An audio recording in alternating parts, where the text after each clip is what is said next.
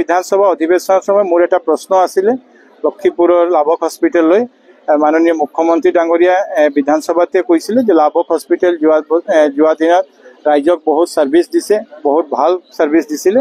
সেইকাৰণে এই হস্পিটেলক অহা দিনত আমি কেনেকৈ এইটোৰ ইনফ্ৰাষ্ট্ৰাকচাৰ ভাল কৰিব পাৰে যাতে ফিউচাৰত যেনেকৈ আগত দি আহিছিলে ফিউচাৰত যেনে আমাক এই সাৰ্ভিসটো আমি তাৰ পৰা গোটা ভাৰতীয় জনতা পাৰ্টিৰ ৰাজ্যিক নেতৃত্ব মোক শ্ৰীভূমি আৰু হাইলাকান্দি জিলাৰ পঞ্চায়ত নিৰ্বাচনৰ দায়িত্ব দিছে। আমাৰ কাছাৰ জিলাৰ আমাৰ সতীৰ্থ মন্ত্ৰী কৃষ্ণেন্দু পাল ডাঙৰীয়াক দিছে। আমাৰ লক্ষ্য এটাই যে এই পঞ্চায়ত নিৰ্বাচনত ভাৰতীয় জনতা পাৰ্টিৰ প্ৰাৰ্থীবিলাক আমি জিকাব পাৰোঁ। ৰাইজৰ কাৰণে মাননীয় মুখ্যমন্ত্ৰী ডক্টৰ হিমন্ত বিশ্ব শৰ্মা ডাঙৰীয়াই যেনেকৈ কাম কৰি আছে, এই ৰাইজৰ সমৰ্থন আজিৰ দিনত বিজেপিৰ পক্ষত আছে। অহা দিনত আমি এই নিৰ্বাচনত ভাৰতীয় জনতা পাৰ্টিৰ প্ৰাৰ্থীবিলাকক জয় কৰিবৰ কাৰণে ৰাইজৰো আমি আবেদন জনাম আৰু আমি আশা কৰোঁ আমি সফলতা লাভ কৰিম। বৰাকবেলিত কোনো এলায়েন্স নাই, আমাৰ ইয়াতে আমি অকলে নিৰ্বাচনবিলাক প্ৰতিনিধিত্ব আমি ভূমি পূজন কৰিছোঁ। যিমান যি কৰিব লাগে চব কৰিম যাতে ৰাইজৰ সুবিধা হয়, অসুবিধা যাতে নহয়।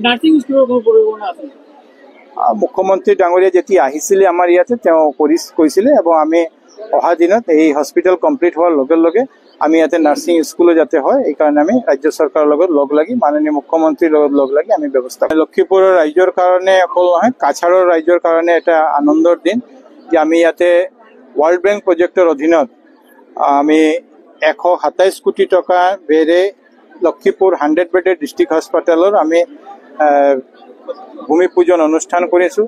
লক্ষীপুৰৰ ৰাইজৰ ফালৰ পৰা বৰাকৰ ৰাইজৰ ফালৰ পৰা মই মুখ্যমন্ত্ৰী ডক্টৰ হিমন্ত বিশ্ব শৰ্মা ডাঙৰীয়াক ধন্যবাদ জনাওঁ যে তেওঁ এনে ডাঙৰ এটা পদক্ষেপ, ডাঙৰ এটা উপহাৰ আমাক এইটো দিছে। মাননীয় মুখ্যমন্ত্ৰী ডক্টৰ হিমন্ত বিশ্ব শৰ্মা যেতিয়া 1 মাৰ্চ 2024 চনত আহিছিলে তেওঁ ভাৰ্চুৱেল এইটো আধাৰশিলা ৰাখিছিলে, ফাউণ্ডেশ্যন দিছিলে আৰু আজি আমি এইটো ফাউণ্ডেশ্যন ভূমি পূজন আমি কৰিব পাৰিছোঁ। ইয়াতে যিমান ফেচিলিটি আছে মডাৰ্ণ হস্পিটেলত যিমান ফেচিলিটি থাকিব লাগে সব গোটেই ফেচিলিটি ইয়াত থাকিব। 2 বছৰৰ ভিতৰত আমি এই হস্পিটেল কমপ্লিট কৰি ৰাইজৰ কাৰণে আমি মুকলি কৰি দিম যাতে ইয়াৰ পৰা গোটেই কাছাৰৰ ৰাইজ যাতে ভাল স্বাস্থ্য পৰিষেবা গ্ৰহণ কৰিব পাৰে। চিছৰ পৰা আৰম্ভ কৰি বেজমেণ্ট প্লাছ G+6 বিল্ডিং এইটো ইয়াত হ'ব। 1,86,000 স্কুৱাৰ ফুটৰ এই বিল্ডিং হ'ব যাত ডায়ালিচিছ থাকিব, বাৰ্ণ ইউনিট থাকিব, 3খন OT থাকিব, mother and child care unit থাকিব আৰু যিমান মডাৰ্ণ যে ICU থাকিব, মডাৰ্ণ যিবিলাক ফেচিলিটি লাগে ট্ৰমা চেণ্টাৰ থাকিব, সব ফেচিলিটি হস্পিটেলত থাকিব।